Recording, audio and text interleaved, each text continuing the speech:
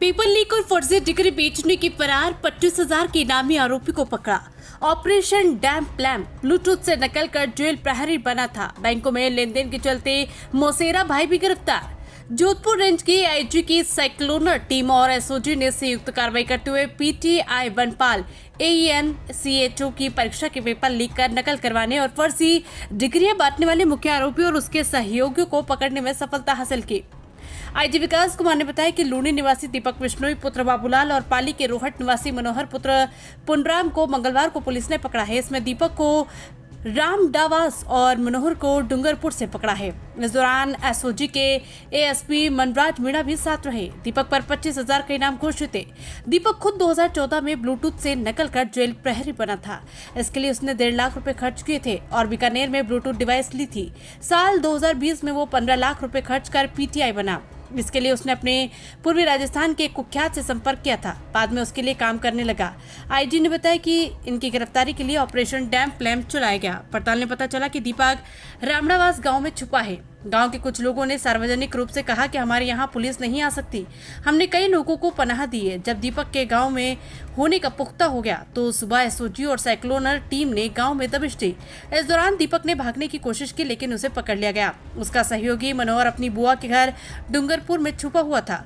मनोहर दीपक के लेन देन में आने वाली राशि को मैनेज करता था। पूछताछ में सामने आया कि दीपक जेल प्रहरी के तौर पर नौकरी कर रहा था। इस दौरान उसकी पत्नी की सहेली ने कार खरीदी तो उसकी पत्नी सुमन ने दीपक को ताना दिया कि हम कब कार खरीदेंगे, इस नौकरी से तो कुछ होगा नहीं।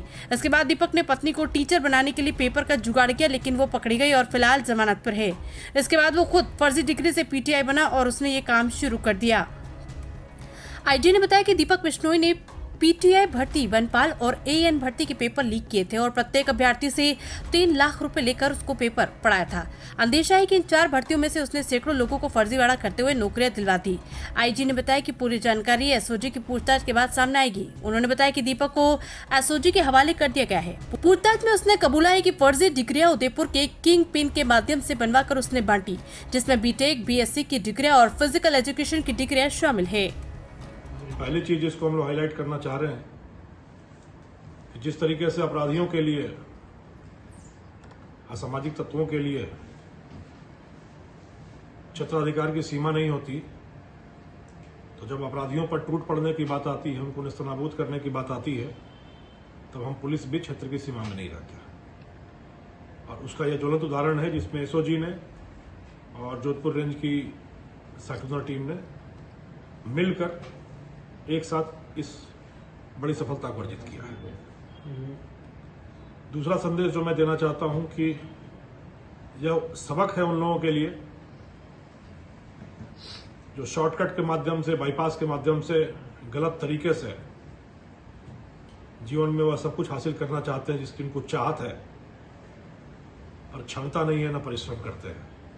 और जिसकी क्षमता है, जिसका परिश्रम है, उसका हक गलत तरीके से मारकर अपने खाते में खुशहाली, समृद्धि, उन्नति हासिल करना चाहते हैं। तो यह रास्ता कहीं नहीं ले जाता, इसका मुकाम सिर्फ जेल होता है। यह संदेश भी उन लोगों के लिए है। जो आज 2 बड़ी गिरफ्तारियां की गई हैं, इसके लिए ऑपरेशन डैम्प लैम्प चलाया गया था। DAMP LAMP। डैम्प का मतलब होता है कोई चीज जो सीली हुई हो, जिसमें सीलन हो। सीलन यानी कोई लीकेज हो जिससे सीलन होती है, और उससे एक लैंप जल रहा, यानी दीपक जल रहा। तो ये जो लीकेज है ये पेपर लीकेज के बारे में है, और जो इससे लैंप जल रहा है उस मुख्य आरोपी का नाम दीपक है, दीपक बिश्नोई।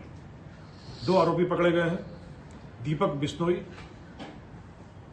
पुत्र बाबूलाल जो लूनी थाना क्षेत्र का रहने वाला है, और दूसरा मनोहर पुत्र पुनाराम जो रोहट, पाली के रोहट का रहने वाला है।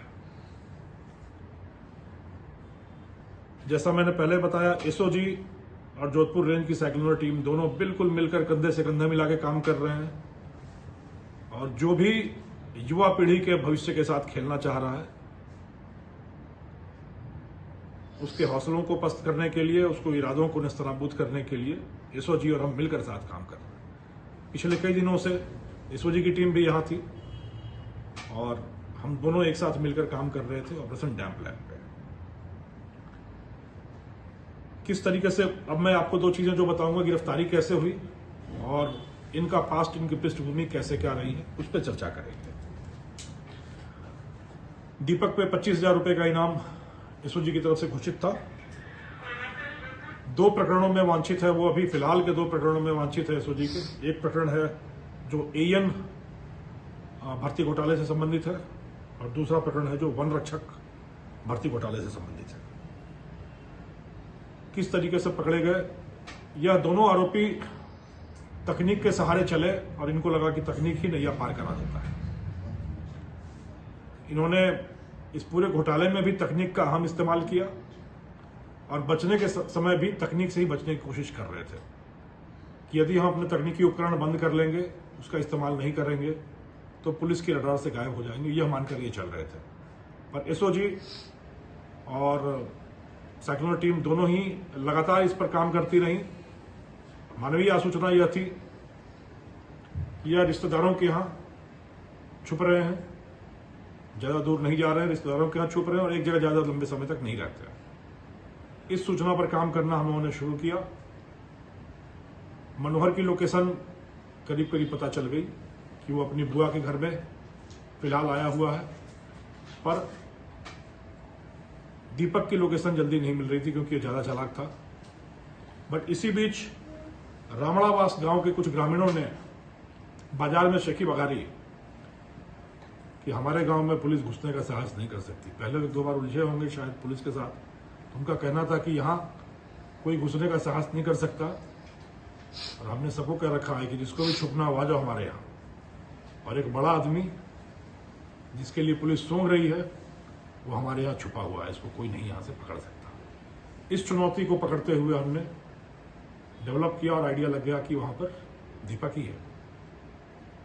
फिर ब्रूट लीगल फोर्स का इस्तेमाल करते हुए पहले सुबह इन दोनों जगहों पर सेक्शनल टीम के द्वारा और 1-2 अलग ठिकानों पे एसओजी टीम के द्वारा एक साथ दबिश दी गई और जिसको अपनी सबसे सुरक्षित मान समझ रहा था वहां से उसके गिरबान में हाथ डालकर राजस्थान पुलिस की टीम कानून के दायरे में ले आई उसको।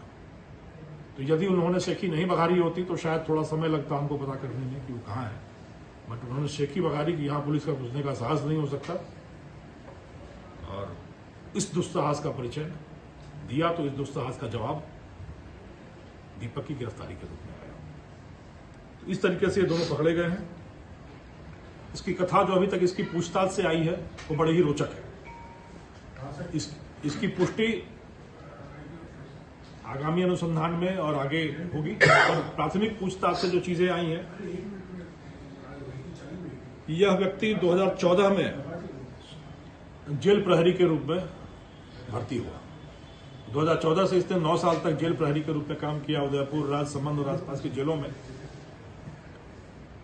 और बहुत ही हैरत की बात यह है कि वह भर्ती भी ब्लूटूथ के माध्यम से हुई थी।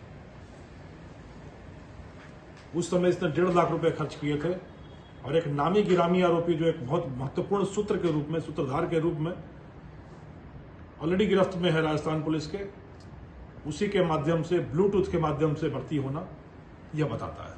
पुष्टि इन सारी चीजों की आगे होती रहेगी, पर प्रारंभिक पूछताछ में जो आई है सो चीजें मैं बता रहा हूं। 1.5 लाख रुपए देकर ब्लूटूथ के माध्यम से नकल करके यह जेल